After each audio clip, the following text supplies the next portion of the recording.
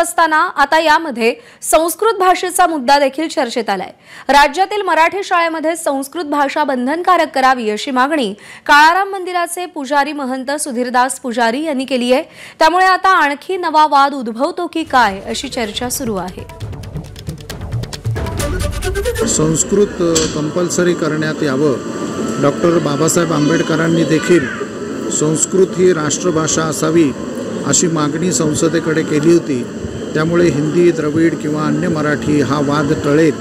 त्याचप्रमाणे संस्कृतचं अध्ययन सर्वांना सुरू झाल्यामुळे ज्याला एक एस्थेटिक व्ह्यू किंवा व्हॅल्यू किंवा एक अत्यंत सुसंस्कारी व्यक्तिमत्व बनवण्याकरता निश्चितच मदत होईल। तुम्ही माननीय मुख्यमंत्री देवेंद्रजी फडणवीस यांना विनंती करतो की त्यांनी शाळेमध्ये संस्कृत मॅन्डेटरी करण्यात यावं। एबीपी माझा, उघडा डोळे बघा नीट।